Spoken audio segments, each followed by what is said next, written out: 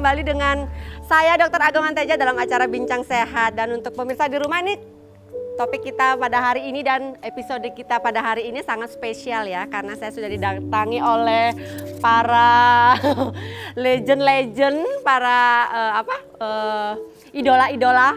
Di sini ada Bli Balawan. Tepuk tangan sekali lagi untuk Bli Balawan. Terima kasih Bli Balawan sudah menyempatkan hadir di acara Bincang Sehat. Dan ini mengenai topik saya pada hari ini ya Bli Balawannya, yaitu tentang hidup sehat yang berawal dari perubahan perilaku. Nah mungkin karena ada Bli Balawan di sini, saya ingin tanya sedikit. Ada nggak sih Bli Balawan, apa sih sebenarnya hidup sehat apa yang sudah Bli Balawan lakukan sampai saat ini yang sudah dapat mempengaruhi perilaku Bli Balawan? Mungkin dari saya yang terutama mengatur pola makan ya. Ya, oke. Karena makan itu enaknya sampai di sini, tidak enaknya sampai ke bawah. Di tenggorokan ya. Oke, ya. Tentunya berolahraga. Olahraga. Kebetulan saya menjalani yoga. Oke. Yoga juga sekarang ya. Jadi perilaku yang Bli Balawan lakukan adalah pola makan saja dan juga yoga. Istirahat sudah cukup? Lumayan ya, kayak terlalu banyak istirahat mungkin ya. Oke, dan topik kita ini menarik sekali dan saya sudah kedatangan bintang tamu yang sangat spesial yang sudah ditunggu-tunggu. Mau tahu nggak Bli Balawan siapa? Nah, penasaran kan? Penonton di studio juga penasaran? Nah, langsung saja kita saksikan tayangan berikut ini. Berdasarkan Institusi Kesehatan Dunia, sehat itu berarti tidak hanya sehat secara badan, tetapi juga sehat secara mental, social well-being, dan sebagainya. Orang berbondong-bondong ingin hidup sehat, tetapi belum teredukasi betul soal hidup sehat yang sebenarnya. Hal ini terlihat dari tren gaya hidup sehat yang tidak disertai dengan kesadaran akan perubahan perilaku gaya hidup sehat yang benar, misalnya dengan berolahraga.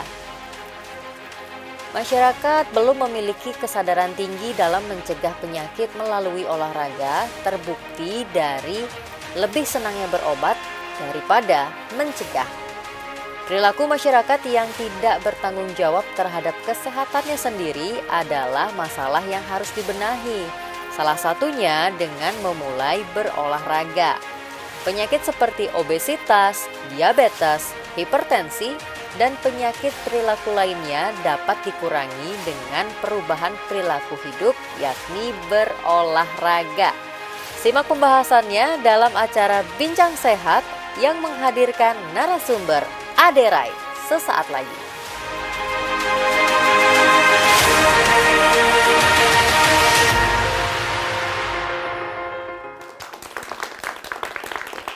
Oke pemirsa di rumah, spesial sekali bintang tamu kita pada hari ini. Langsung saja kita panggilkan Ade Rai.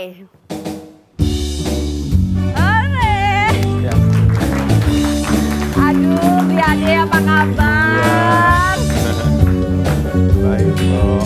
Matur suksema, Bli Ade sudah hadir. Sebenarnya saya sudah kontak-kontak dengan Bli Ade dari lama ya, karena kesibukan beliau. Dan tapi sudah terima kasih sekali loh Bli Ade sudah hadir di studio Bincang Sehat ini. Oke. Nah, Bli Ade, ini kan Bli Ade adalah seorang idola ya, dan juga praktisi kesehatan dan juga kebugaran. Nah, kami ingin tahu nih langsung dari Bli Ade ya, karena acara Bincang Sehat kita pada hari ini bertemakan tentang hidup sehat yang berawal dari perubahan perilaku. Nah, mungkin Bli Ade bisa menjelaskan ke pemirsa di rumah yang ingin tahu langsung dari Bli Ade ya. Oke, langsung saja Bli Ade. Iya, terima kasih Dok. Ya, sama-sama. Tadi salam juga buat Bli Balawan. Bli Balawan tadi ya, luar biasa sahabat ya Bli Ade ya. Iya.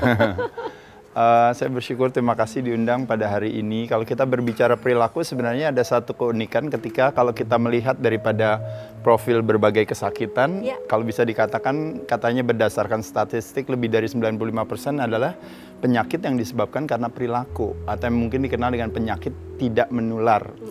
Atau yang disebut dengan namanya non-communicable disease, atau yang dikenal dengan namanya penyakit degeneratif.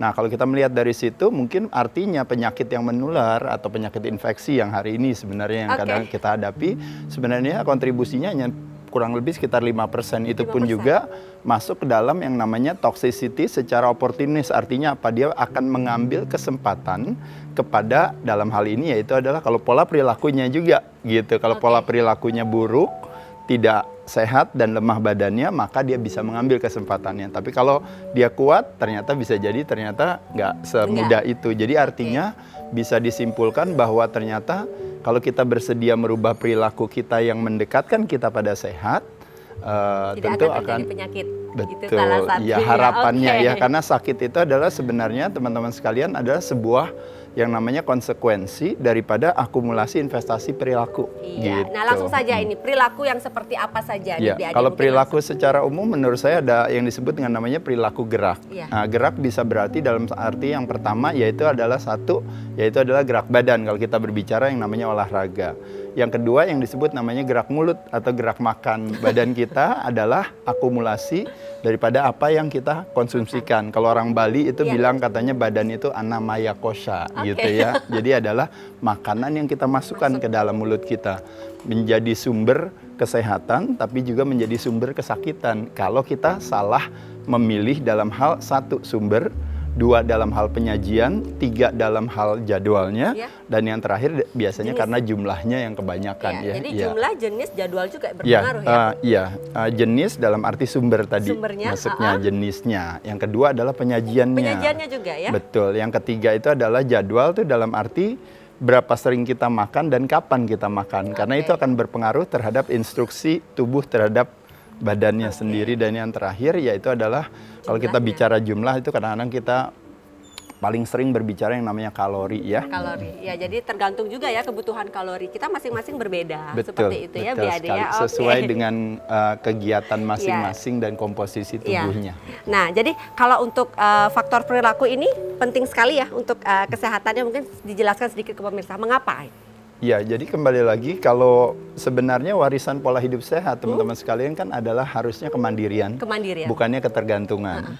Menyenangkan ketika ada sebuah teknologi, ada industri medis yang membantu kita, itu kita harus syukuri gitu ya. Karena ada nuansa urgensi kadang-kadang atau ada satu emergency di mana kita memang membutuhkan teknologi tersebut. Tapi pada kenyataannya di saat teknologi itu membantu kita, itu sebenarnya memberikan kesempatan kalau menurut saya ya, memberikan kesempatan kepada kita meski kita misalnya ceritanya harus medikasi, tapi memberikan kesempatan kita untuk merubah pola perilaku kita. Karena pada akhirnya kita berharap kemandirian lah yang harusnya menjadi warisannya. Oke, jadi seperti itu. Nah, menarik sekali ya tentang topik kita tentang perilaku hidup sehat ya. Betul. Dan juga saya akan tanya-tanya lagi dengan Bli Ade. Jangan kemana-mana karena kami akan kembali setelah pesan-pesan berikut ini.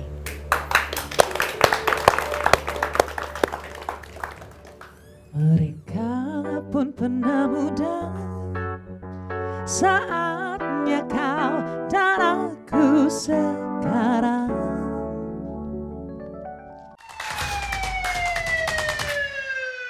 Tetapi ternyata asmara tak kenal dengan logika. Oke, dan kita sudah sampai di segmen kedua, Bli Ade. Tadi sudah di segmen pertama, Bli Ade sudah sedikit menjelaskan tentang apa sih sebenarnya itu hidup sehat yang berawal ya dari perubahan perilaku. Nah, lanjut yang ingin saya tanya ke Bli Ade ini, kira-kira untuk dari sisinya Bli Ade ya, apa saja sih faktor yang menghambat dari pola hidup sehat itu sebenarnya? Yang menghambat mungkin ya kembali lagi ya, memang ada yang namanya sebenarnya kalau kita berbicara ada yang namanya sebuah asosiasi. Asosiasi yang melemahkan hati dan asosiasi yang menguatkan hati. Nah, jadi problem, ini hati apa ini? Hati perasaan? Iya, perasaan kita, betul. Karena sehat itu seharusnya bersahabat dengan pertemanan hati, sakit bersahabat dengan perlawanan hati. Nah, 95% orang yang diet gagal karena perlawanan hati gitu. Nah, jadi sebenarnya nggak tahan godaan. Iya, nggak tahan godaan, betul. Nah, jadi sebenarnya memang kenapa orang nggak senang olahraga? Mungkin kalau kita membuat sebuah investigasi, sebenarnya kita akan bisa lihat mungkin ada asosiasi di kepala dia yang beranggapan adalah bahwa terutama misalnya kayak wanita. Kenapa nggak mau olahraga? Aduh, panas. Saya rambutnya nanti ceplek lagi nih nanti ya. Aduh, olahraga, aduh nanti keringetan badannya jadi nanti kotor. Aduh, saya nggak mau olahraga karena tempatnya rame atau jalanannya macet. Atau gymnya mungkinnya nggak sesuai dengan yang saya mau. Atau mungkin tempat olahraganya terlalu panas. Jadi ada asosiasi yang melemahkan kita sehingga aksinya otomatis menahan kita untuk melakukannya. Nah, kebalikannya contoh misalnya kayak contohnya paling gampang ya, ini bukannya Jadi mohon izin dulu buat para pengusaha martabak manis. Jadi misalnya ada martabak manis di depan kita, kenapa kita makan? Karena ada sebuah asosiasi yang beranggapan bahwa martabak manis itu memberikan kekuatan hati bagi kita, dalam arti adalah kita associate martabak manis sebagai kenikmatan, sebagai pleasure. Makanya kenapa kalau ditanya asosiasi martabak manis adalah biasanya renyah, gurih, enak dan sebagainya, maka aksinya adalah kita memakan. Tapi ada orang yang tidak memakan martabak manis, ditanya kenapa dia nggak makan, karena dia punya asosiasi beranggapan adalah martabak manis itu adalah sebuah penderitaan. Kenapa? Karena dia beranggapan adalah bahwa satu potong martabak manis itu 300 kalorinya. Sedangkan saya olahraga 1 menit saya membakar cuma 5 kalorinya. Berarti kalau saya habiskan 1 potong berarti saya membutuhkan olahraga 1 jam. Apalagi kalau saya makannya 3 potong berarti saya harus berolahraga 3 jam. Sedangkan waktu saya nggak ada. Jadi akhirnya dia beranggapan aduh nggak deh saya makannya sedikit aja. Nah jadi asosiasi di kepala kita itu yang disebut dengan namanya prinsip pain and pleasure, atau yang disebut dengan namanya kenikmatan dan kesengsaraan. Nah itulah yang kadang-kadang menjadi satu alasan kenapa orang akhirnya berperilakunya sesuai dengan apa yang dia pikirkan. Nah cuma yang tidak dia sadari dok, yaitu adalah ketika dia terus-menerus melakukan hal tersebut, nanti khawatirnya akan terjadi yang namanya akumulasi tersebut di ujung, dan konsekuensinya adalah yaitu tadi, yaitu bisa sakit atau tidak. Saya membuat satu penyederhanaan teman-teman sekalian. Pada dasarnya sebenarnya kita bukan ingin menaikkan berat badan, menurunkan berat badan, atau menjaga berat badan. Tapi kalau kita berbicara sehat, sesungguhnya adalah kita ingin menjaga yang namanya, kalau kita bicara sehat badan dulu ya. Karena tadi tepat sekali saya setuju dengan Institusi Kesehatan Dunia mengatakan bahwa sehat itu bukan cuma badan kan gitu ya, tapi juga mental, social being dan sebagainya. Saya pun juga punya penyederhanaan dalam definisi sehat sendiri. Sehat adalah kemampuan kita menciptakan kesenangan, tidak hanya pada badan, tapi juga pada pikiran, juga pada emosi, dan juga pada yang namanya life energy gitu. Nah jadi semuanya itu harus kita punya kemampuan menyenangkan. Nah kalau kita berbicara sehat itu adalah kita berbicara yang namanya menjaga keseimbangan komposisi di dalam tubuh kita. Nah bicara badan sehatnya, badan kita membayangkan sebagai sebuah perusahaan dimiliki oleh yang saya sering katakan 5 pemegang saham. Pemegang saham pertama adalah cairan yang harus diseimbangkan. Pemegang saham kedua adalah organ tubuh yang harus dilestarikan kesehatannya. Pemegang saham ketiga yaitu adalah tulang yang harus kuat. Pemegang saham keempat adalah otot yang harus kencang. Dan pemegang saham kelima yaitu adalah lemak yang harus rendah. Nah, kelima pemegang saham inilah dia harus menjalankan sesuai fungsinya masing-masing. Nah, ketika terjadi lemak yang harusnya rendah jadi tinggi, otot yang kencang jadi malah lembek. Tulang yang kuat jadi rapuh, organ tubuh jadi kerjanya menjadi lebih berat, pembuluh darah kita akhirnya jadi tidak seimbang, terjadi kekentalan darah dan sebagainya. Pada saat itulah terjadi keruntuhan yang namanya si komposisi tubuh itu. Itulah yang nanti makanya dimaknai sebagai sebuah penuaan. Nah, proses menghambat proses penuaan tersebut hanya bisa terjadi kalau kita melakukan yang namanya bagaimana mengembalikan lagi si komposisi tubuh itu untuk bisa seimbang. Nah, mungkin nanti caranya kita bahas lagi. Oke, nah kalau untuk faktor lingkungan, apakah sangat berpengaruh ya di lingkungan itu sendiri terhadap perilaku ya pastinya ya? Sebenarnya kalau kita bicara lingkungan itu sebenarnya definisi lingkungan itu adalah sebenarnya perilaku. Gitu ya. Jadi ada istilah yang orang bilang katanya nasib daripada sebuah sel adalah bukan tergantung dari inti sel, tapi tergantung daripada dinding sel. Dinding sel itu artinya apa? Artinya lingkungan. Nah lingkungan itu tuh maksudnya apa teman-teman sekalian? Jadi kalau kita mencoba membuat satu investigasi dari sel, jadi sel yang sakit dimasukkan ke dalam komunitas sel yang sehat, maka dia ikut sehat. Kebalikannya juga. Sel yang sehat ikut dalam komunitas sakit, maka dia akan sakit. Nah, poin saya di sini sebenarnya adalah kalau tadi menjawab pertanyaan dokter, yaitu adalah bahwa apakah lingkungan juga bisa mempengaruhi kita? Menyenangkan, katanya ada istilah orang bilang, kalau seandainya katanya mau pinter, yuk gabung sama komunitas pinter. Mau sukses, katanya gabung sama komunitas sukses. Kalaupun juga mau sehat, kenapa nggak bergabung juga dengan komunitas yang sehat? Iya, jadi simpel aja sebenarnya ya. Oke, dan kalau untuk tadi perilaku-perilaku sehat yang sudah Bli Ade jelaskan ya, apakah Bli Ade sudah menerapkannya sendiri? Ya saya cuma berusaha aja ya, tapi bersyukur sampai hari ini saya masih diberikan kemandirian akan sehat gitu ya. Karena ada istilah yang mengatakan sehat memang tidak menarik selagi masih kita miliki, tapi menjadi begitu menarik pada saat dia pergi dari kita. Mencari sehat pada saat dimana sehat masih kita miliki menjadi mudah dan murah, tapi pada saat dia pergi dari kita menjadi mahal dan susah. Jadi menyenangkan. Sehat itu bukan tujuan, tapi sehat itu sebenarnya adalah sebuah syarat fundamental yang harus kita penuhi. Itu aja.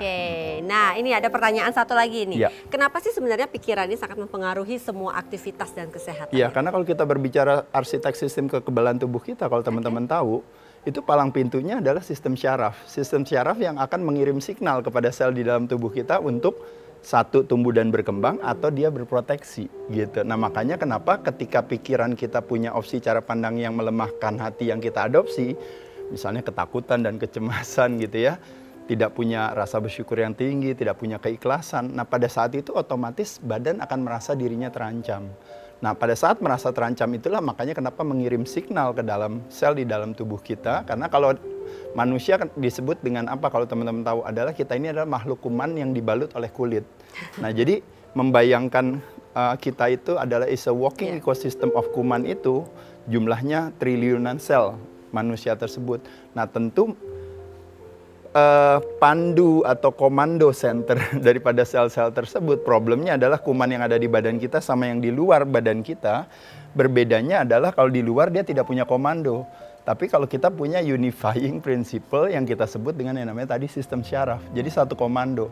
Jadi makanya kenapa ketika pikiran kita mengarahkan kita kepada sesuatu yang melemahkan hati, makanya biasanya berpengaruh ke badan. Sebelum berpengaruh ke badan, biasanya berpengaruh ke perasaan. Makanya disebut dengan namanya emovera, dari kata aslinya emosi tersebut, yaitu adalah badan being disturbed, badan yang terusik karena opsi cara pandang yang melemahkan hati. Iya, gitu.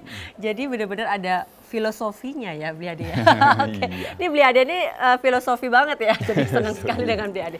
Oke, nah kalau untuk budaya kita di Indonesia untuk menerapkan gaya hidup sehat ya, apalagi banyak sekali kalau di Bali ya, khususnya karena kita di Bali ya, banyak upacara dan segala macam. Nah, bagaimana itu Bli Ade menurut Bli Ade? Ya, saya rasa itu sebenarnya salah satu hal yang sangat baik ya kalau kita berbicara ya, karena sebenarnya dari kata budaya itu kan sebenarnya habitual, habit gitu ya.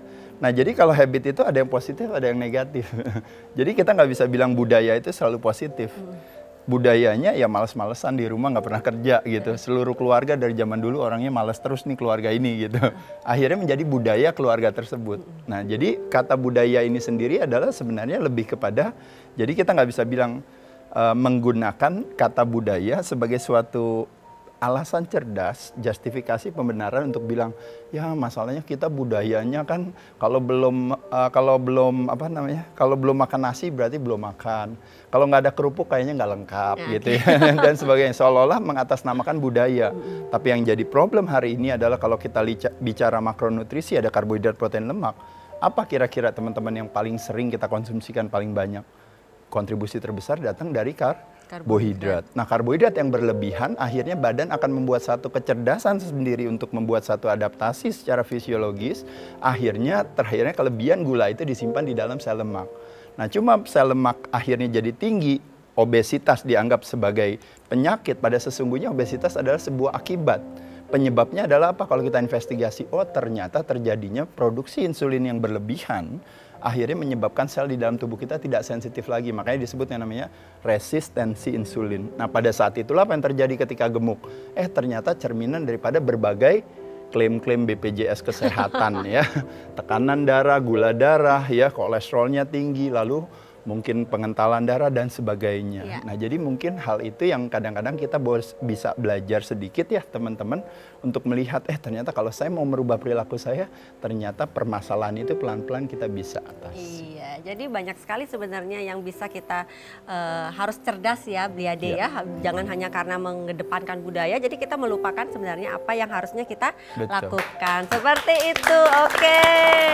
Dan saya ingin tanya-tanya lagi nih, banyak lagi pertanyaan yang ingin saya tanyakan ke Bli Ade ya, dan nanti akan kita sampai di segmen ketiga adalah segmen di mana akan banyak pertanyaan dari pemirsa di rumah yang sudah ada dan sudah kita tampung ya. Oke, dan untuk itu pemirsa di rumah tetap saksikan program acara Bincang Sehat, jangan kemana-mana karena kami akan kembali setelah pesan-pesan berikut ini.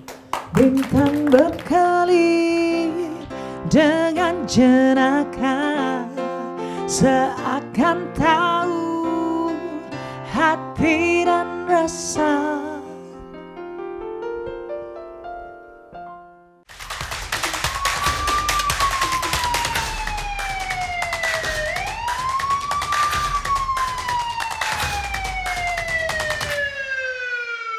Tiada lagi yang ganggu kita. Ini kesungguhan, sungguh aku sayang kamu.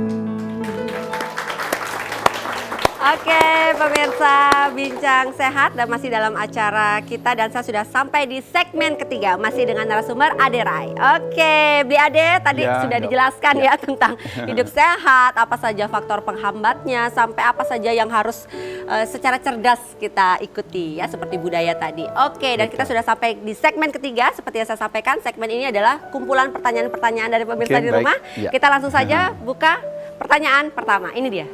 Silakan. Baik. Nah, halo Bli Ade, saya mau tanya, apakah konsumsi nasi putih itu baik? Dan apakah Bli Ade mengkonsumsi nasi putih? Waduh, ini nanya langsung ke Bli Ade nih. Iya, baik. Oke, bisa langsung Bli Ade jelaskan. Jadi teman-teman sekalian, sebelum saya jawab ini sebenarnya ada satu yang disebut dengan namanya mentalitas kambing hitam. Kadang kita mengkambing hitamkan kesehatan kita, kadang kesakitan kita, kesuksesan kita juga kegagalan kita. Nah, dalam pertanyaan ini ada nuansa kita ingin mengkambing hitamkan nasi putih gitu ya. Jadi pada dasarnya sebenarnya nasi putih sendiri adalah salah satu sumber karbohidrat ya yang bisa kita konsumsikan. Tujuannya sebenarnya memberikan kita tenaga untuk kita gunakan untuk beraktivitas. Yang menjadi tantangan adalah terjadinya ketidakseimbangan antara apa yang masuk sama yang dibutuhkan oleh badan, sehingga terjadi kelebihan itu. Nah, makanya kenapa kelebihan itulah akhirnya nanti disimpan di dalam sel lemak dan nanti berpengaruh kepada permasalahan metabolik sindrom, permasalahan jantung dan pembuluh darah. Nah, cuma memang salah satu yang berkontribusi kita konsumsikan sehari-hari itu adalah selain biasanya tepung terigu dan turunannya, seperti misalnya roti, mie, ya, kue basah, kue kering, kerupuk, keripik, dan sebagainya. Nah, salah satunya juga yang paling populer di Indonesia adalah nasi putih gitu. Jadi kalau ditanya sebenarnya boleh nggak makan nasi putih? Boleh, selama memang sesuai dengan kebutuhan kita. Apakah saya makan nasi putih? Jawabannya saya makan nasi putih. Tapi apakah saya makan nasi putih berlebihan? Tentu jawabannya tidak. Bisa nggak saya memvariasikan, mengkombinasikan, dan merotasikan sumber karbohidrat yang lain? Kenapa tidak? Pilihlah sumber karbohidrat kalau bisa yang berserat dan yang alami, jangan karbohidrat yang sifatnya olahan. Iya, gitu jadi ya. seperti itu. Jadi Bli Ade ini makan nasi putih ya pemirsa ya. Iya, kadang nasi merah juga bisa, kadang juga bisa ubi, kentang jagung. Ya kentang kalau bisa makan sama kulitnya akan lebih bagus ya, karena seratnya jadi lebih tinggi ya. Kalau durian jangan makan sama kulitnya. Jadi nggak usah capek-capek ngupas ya. Oke, kita langsung ya, kita buka ke pertanyaan selanjutnya. Ini dia. Oke, pola diet sehat itu seperti apa? Mohon penjelasannya, terima kasih. Iya, jadi kalau kita bicara makan itu, tadi yang saya katakan, jadi makan itu bukan mengurangi atau menambah gitu. Tapi lebih kepada si 4 elemen diet tadi. Jadi kita memilih sumbernya.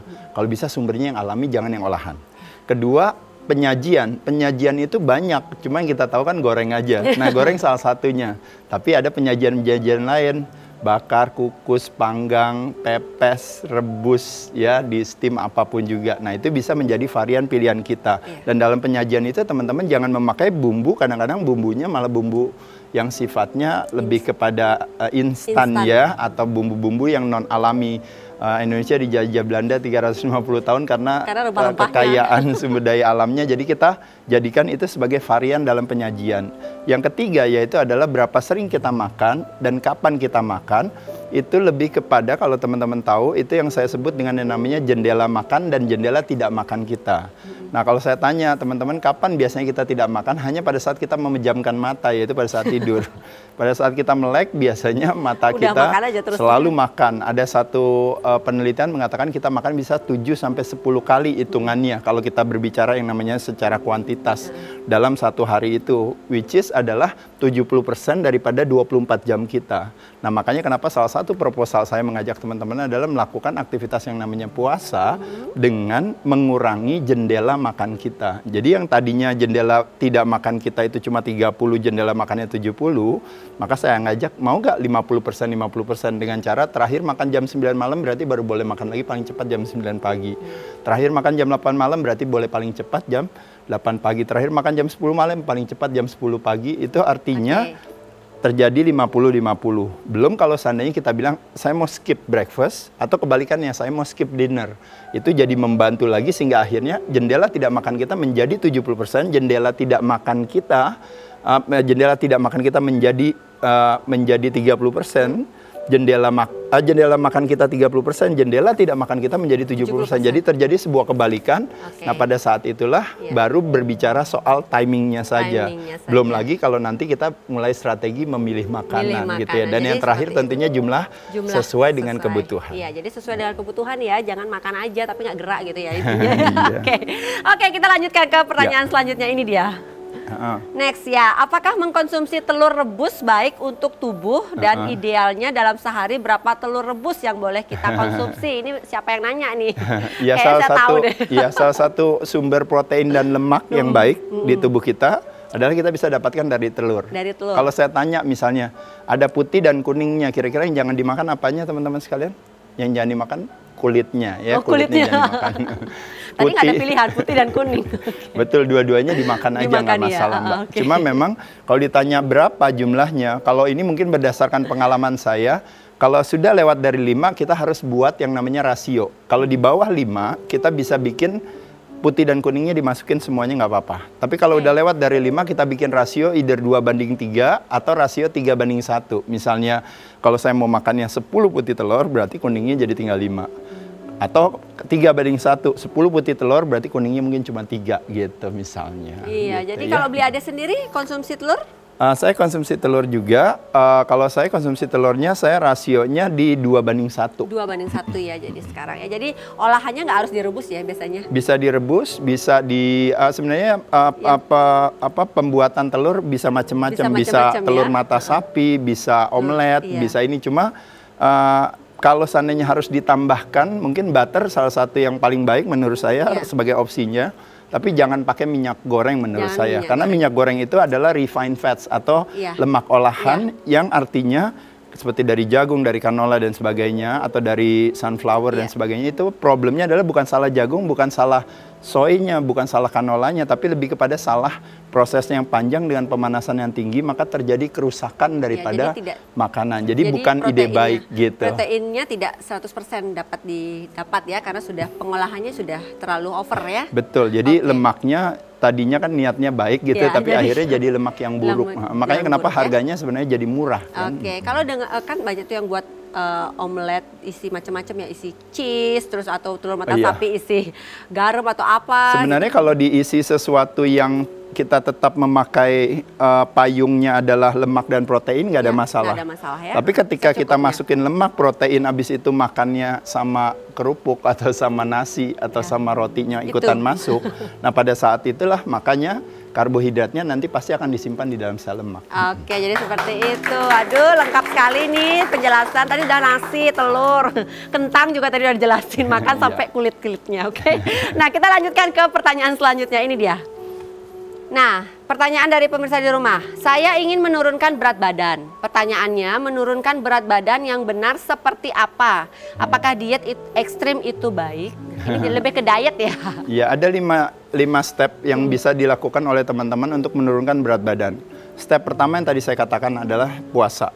Step kedua adalah kita mengontrol pilihan sumber karbohidrat kita. Jadi kontrol karbohidrat kita. Kalau bisa pilihlah sumber karbohidrat yang berserat. Salah satu yang paling populer adalah tentu sayur-sayuran ya, atau buah juga boleh, tapi nggak mau terlalu banyak karena ada fruktosa, gula dari buah. Tapi selebihnya jangan kebanyakan makan karbo yang olahan. Lalu ketiga yaitu adalah prioritas protein. Keempat adalah nggak usah takut sama lemak selama lemaknya datangnya dari protein atau dari yang alami. Dan yang kelima yaitu adalah olahraga pada saat perut kosong. Alasannya kenapa? Kita akan meningkatkan akselerasi kecepatan, karena kalau kita tidak makan, badan akan membuat satu kecerdasan untuk bilang bahwa kok saya nggak dikasih makan, tapi saya butuh tenaga. Maka dia bilang, tapi ini perutnya banyak ya gitu ya, lemaknya ada di bawah kulitnya banyak, atau bahkan di organ, di liver, terutama fatty liver disease, salah satu yang paling populer, dia akan pakai lemak dari sana. Nah, ketika perut kosong kita berolahraga, dia akan mengoptimalkan. Makanya kenapa kalau kita puasa, di ujung berbuka puasa, sebelum buka, kita melakukan latihan pengencangan otot rangka atau latihan beban. Itu akan meningkatkan lebih optimal lagi, badan akan pakai lemak sebagai sumber tenaga. Oke, jadi seperti itu ya. Jadi saat perut kosong ya, saat perut kosong ya justru lebih baik ya. Untuk kalau kita berbicara fat burning ya. Fat burning ya, untuk fat burning. Oke, ini satu pertanyaan lagi ini. Nah ini dia, ada tips agar saya bisa mengendalikan keinginan nyemil di malam hari. Nah ini dari pemirsa ini, kayak semuanya deh pengen nanya deh, apalagi yang lagi diet. Jadi sebenarnya sederhana teman-teman sekalian, mungkin juga sebagai penutup, dalam arti saya ingin mengatakan bahwa pemahaman adalah fondasi daripada kepatuhan. Kenapa kita patuh dalam berdiet? Kenapa kita patuh dalam berolahraga? Kenapa kita patuh dalam bersembahyang, misalnya orang Bali? Atau mungkin kaum muslimin dan muslimah dia patuh dalam hal sholat. Kita punya kecerdasan atau pemahaman akan kebersihan.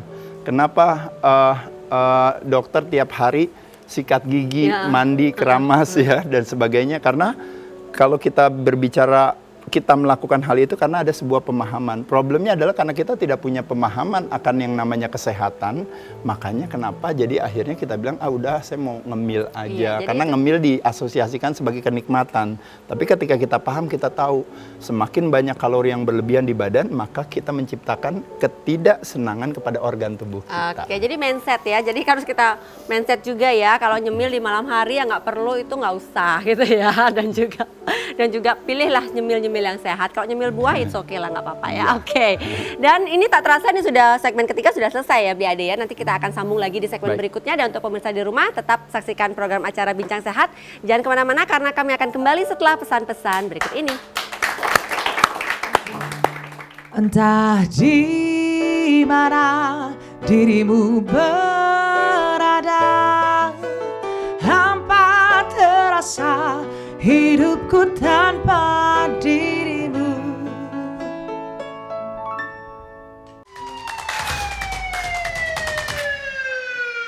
Melambung jauh, terbang tinggi bersama mimpi, terlelap dalam lautan emosi.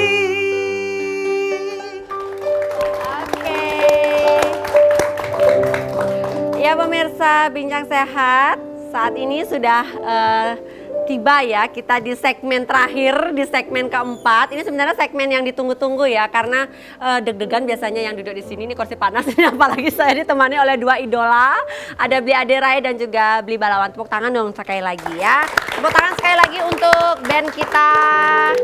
Dan tadi juga sudah ada band Balawan juga ada. Oke, dan ini kita sampai di segmen terakhir adalah segmen mitos atau fakta. Jadi di sini akan kita ada mitos-mitos atau fakta-fakta atau statement-statement di masyarakat yang nanti akan diluruskan oleh Bli Ade Rai. Dan tentu saja akan diluruskan pertama oleh Balawan. Oke, kita langsung saja Bli, kita buka statement yang pertama, ini dia. Nah, fitness adalah satu-satunya cara untuk dapat menurunkan berat badan dengan cepat. Oke, Bli Balawan, mitos atau fakta? Mitos. Kenapa gitu?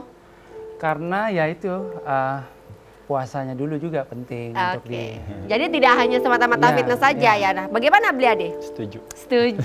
Oke. Karena saya punya pengalaman. Oke, apa pengalamannya? Dulu sempat fitness banyak ngeluarin tenaga, habis itu makannya juga banyak. Nah, kalau itu gimana tuh Bli Ade? Nggak, memang mungkin kalau di sini kan kalimatnya yang salahnya karena kita bilang ada satu-satunya. Tapi di sisi lain kalau teman-teman tahu sebenarnya fitness itu sebenarnya generik artinya. Jadi fitness itu artinya kan bugar gitu. Apakah bugar bisa membuat kita bisa menurunkan berat badan? Jawabannya tentu iya gitu sebenarnya. Gitu. Cuma kalau di sini mungkin dimaksudkan lebih kepada aktivitas, misalnya mungkin latihan mengencangkan otot rangka, latihan beban, apakah satu-satunya? Jawabannya tidak, karena olahraga ada melatih pengencangan otot rangka juga pengencangan otot jantung. Iya, jadi karena ini adalah satu-satunya berarti adalah Mitos. Ya. Oke, jadi mitos yang pertama. Benar ya, beli balawan nilainya 1 loh. 1 loh ya. Oke, kita lanjutkan ke statement kedua, ini dia. Sah, makan setelah pukul 18 tidak baik untuk kesehatan. Beli balawan?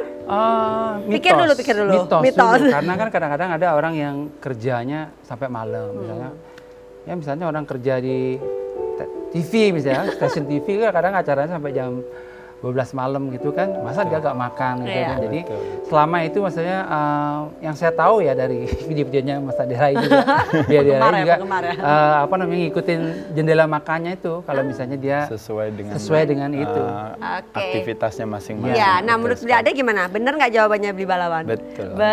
Wah, berarti ini benar-benar sejati banget ini udah mengikuti arahan dari Beli Ade Rai. Ternyata followersnya juga ya. Sebenarnya siasat ya, ketika kita bilang saya mau skip dinner, bagus gak? Jawabannya bagus. Gitu. Ada juga yang saya siasat, saya mau skip breakfast, jawabannya bagus gak? Bagus juga.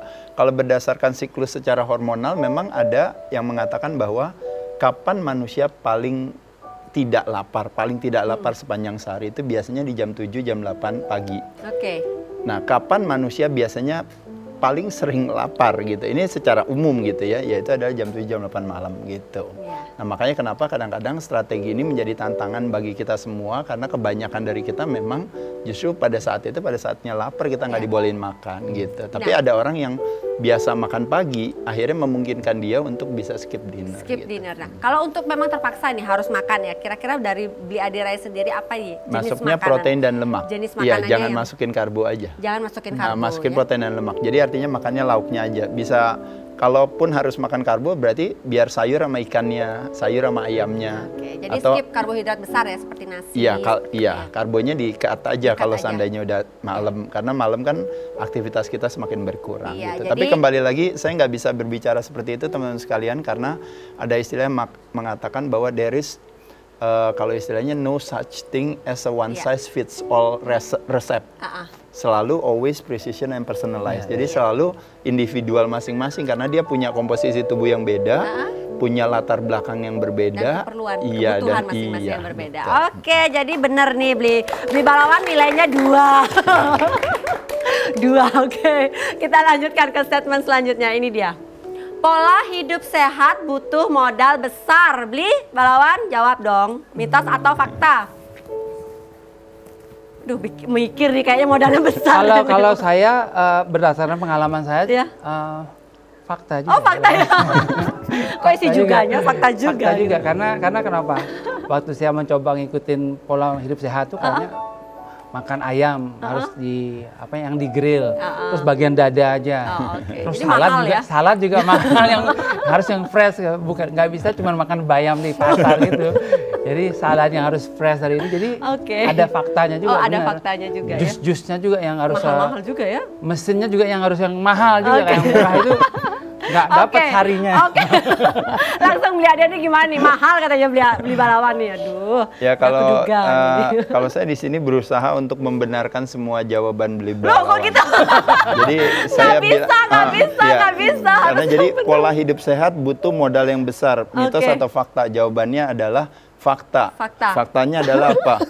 Butuh modal yang besar. Nah, pertanyaannya modalnya apa? Modalnya adalah niat dan motivasi yang besar. Gitu. Niat bukan justru. Beli Balawan. Ingat ya, modalnya niat bukan justru. Bukan justru. Niat ngegede sendiri ya. Karena pada dasarnya memang ketika kita puasa kan otomatis jendela makan kita menjadi berkurang. Nah, kalau jendela makan kita berkurang memang cenderung akhirnya budgetnya jadi berkurang sih sebenarnya. Ya? Apalagi ketika kita tidak mengkonsumsikan makanan-makanan dengan bumbu-bumbu yang terlalu banyak, kadang-kadang makanan kemasan justru biasanya cenderung harganya lebih mahal dibandingkan dengan makanan alami. Kalau kita di Indonesia. Tapi mungkin kalau di negara maju kebalikannya. Makanan-makanan alami dilabelin sebagai makanan organik jadi lebih mahal gitu. Jadi benar ya, fakta. Jadi nilainya 3 loh Beli. Waduh, ini kok gak likong ini kayaknya. Oke, kita lanjutkan ke statement selanjutnya, ini dia. Kita putar. Nah, Beli Balawan, semua makanan organik itu sehat, mitos atau fakta? Semua. Ayo jawab. Jawab apa aja mikir nanti ini menurut saya fakta ya. Oh, fakta. Sih, karena Ya itu dibilang tadi harganya mahal di luar itu karena memang benar-benar tidak ada bahan-bahan kimia yang dilibatkan. Terus pola penanamannya juga spesial, pokoknya complicated lah. Complicated ya. Oke, kalau langsung saja dari Bliade Rai gimana? Ya, Benar sebagai nggak sih? pembenaran terhadap Beli Waduh, Balawan. Jadi kalau seandainya sebenarnya jawabannya adalah fakta, kita bisa ngambil dari sisi fakta. Meskipun kita bisa juga ngambil dari sisi mitos ya. Tapi dari sisi faktanya adalah kalau ditanya makanan yang alami itu secara vitamin, secara mineral, secara lemak esensial, secara amino acid itu pasti lebih baik daripada yang olahan. Jadi pasti selalu kita akan bilang itu pasti jauh lebih sehat gitu. Tapi kalau misalnya kita mau menjawabnya sebagai mitos lebih kepada salah satu alasan kenapa teknologi semakin berkembang itu kan sebenarnya ada banyak makanan-makanan alami di luar sana yang kadang-kadang harus sedikit diproses untuk supaya kita ambil yang baiknya, yang jeleknya kita buang gitu. Nah, jadi makanya kenapa memang tidak semua yang alami itu selalu baik, mungkin tidak gitu. Tapi untuk meluruskan dan membenarkan jawaban Beli Balawan, jadi kalau ditanya makanan alami atau organik lebih baik daripada makanan kemasan, jawabannya iya, pasti. Jadi adalah benar jawabannya Beli Balawan? Ya, pokoknya jawabannya bukan mitos atau fakta, jawabannya adalah benar jawabannya Beli Balawan. Tuh gimana ini? Oke, jadi ya benar lah jawabannya Balawan gitu ya. Oke, kita lanjutkan ke statement selanjutnya. Ini dia di belakang. Iya, Beli Balawan jawab ya. Lemak itu buruk, mitos atau fakta? Yo. Itu mitos. Mitos. Karena justru kalau kita olahraga, kalau tidak makan itu kan, lemak yang udah kita punya itulah yang akan jadi tenaga kan. Oke, langsung saja Beli. Ya, jawabannya tepat sekali kalau ini benar. Jadi lemak itu pada dasarnya tidak buruk gitu. Lemak yang buruk itu sebenarnya lebih kepada ketika kita kelebihan lemak gitu, yang nanti kadang-kadang ada di semua organ di tubuh kita, termasuk juga bahkan di otot ada lemaknya, di liver ada lemaknya, fatty liver disease gitu ya. Tapi kalau lemak di sini baik itu sebenarnya kalau kita boleh jujur ya, sebenarnya kayak salah satu bahan pembangun daripada yang namanya hormon tersebut gitu ya. Itu salah satunya kan berasal dari sumber lemak yang baik gitu. Jadi salah satu kalau kita berbicara dari kata kolesterol gitu, sterol, bahkan orang menggunakan alat bantu dari luar, steroids gitu ya, supaya dia mengoptimalkan kemampuannya dia, tapi akhirnya menyalahgunakan kan itu sebenarnya. Tapi sebenarnya kita bisa membuat steroid sendiri dari badan kita, yaitu adalah kebanyakan memang salah satu sumbernya kita dapatkan dari sumber-sumber lemak. Sumber lemak yang alami adalah biasanya lemak-lemak yang tidak dalam artinya tidak perlu proses yang terlalu panjang dan pemanasan yang tinggi, cukup diperes aja dia udah jadi minyak yang baik. Bisa dari kuning telur, bisa dari kelapa, bisa dari minyak zaitun, bisa dari alpukat juga bisa. Alpukat, betul ya, banyak. Oke, jadi jadi mau ada sedikit saya luruskan lagi sama Bliade Rai. Kan ada orang bilang, misalnya ada orang gendut nih, sama orang kurus. Kok nolehnya ke diri sendiri? Orang gendut dan kurus ditaruh di gurun Sahara misalnya. Betul. Di dibiarin aja berdua. Orang yang kurus sama yang gendut yang duluan meninggal. Orang yang kurus yang duluan meninggal. Betul. Jadi kalau gemuk kenapa umurnya lebih panjang? Karena gemuk itu, lemak itu kalau bahasa Inggrisnya adalah store food, cadangan makanan.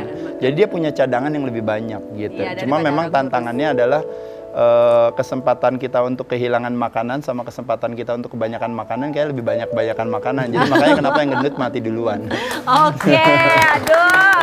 Jadi jawabannya Balawan ini semua benar, jadinya nggak jadi nih. Ini jadi benar ya, nanti dapat payung dari sini ya Beli Balawannya. Oke, ini tak terasa sudah 1 jam loh, sebenarnya nggak cukup ya 1 jam ya kita ngobrol di sini ya, 1 hari harusnya ya. Oke, ini karena Balawan sebentar lagi akan perform ya, mungkin Beli Balawan bisa siap-siap dulu ya. Oke. Ya, Bliade tak terasa ini sudah 1 jam. Terima kasih sekali lo sudah meluangkan waktunya di Bincang Sehat. Mungkin next kami undang lagi ya. Oke, dengan topik-topik mungkin lanjutannya kita akan bahas lagi untuk Bliade. Dan untuk pemirsa di rumah, tak terasa sudah 1 jam perjumpaan kita.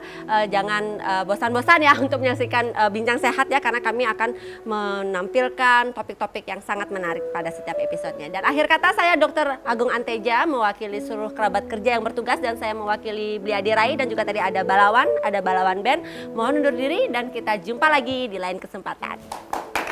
Dan langsung saja kita saksikan Balawan.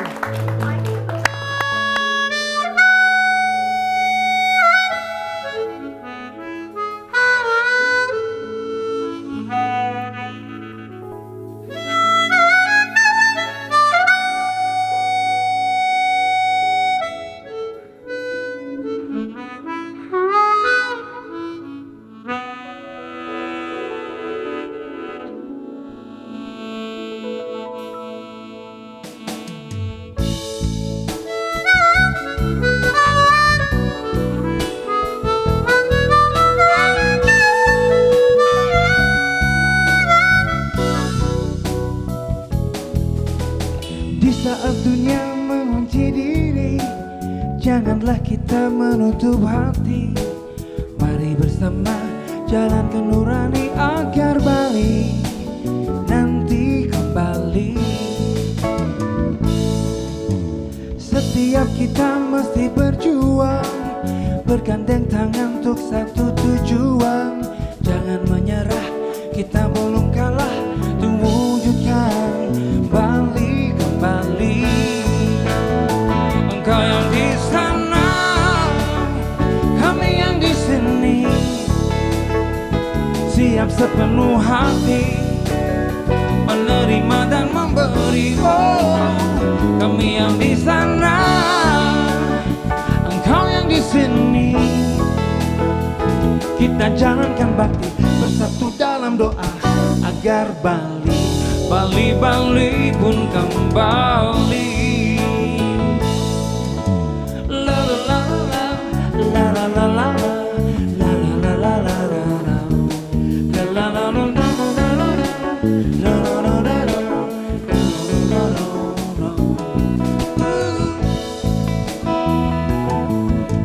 teringat istilah satuan asih, kamu adalah aku adalah kamu. Buang perbedaan, rangkul persatuan untuk menyambung Bali kembali. Engkau yang di sana, kami yang di sini, siap sepenuh hati menerima dan memberi. Oh, kami yang di sana, engkau yang di sini, kita jalankan bakti bersatu dalam doa agar Bali, Bali, Bali. Engkau yang di sana, kami yang di sini, siap sepenuh hati menerima dan memberi. Oh, kami yang di sana, engkau yang di sini, kita jalankan bakti bersatu dalam doa agar Bali, Bali, Bali pun kembali.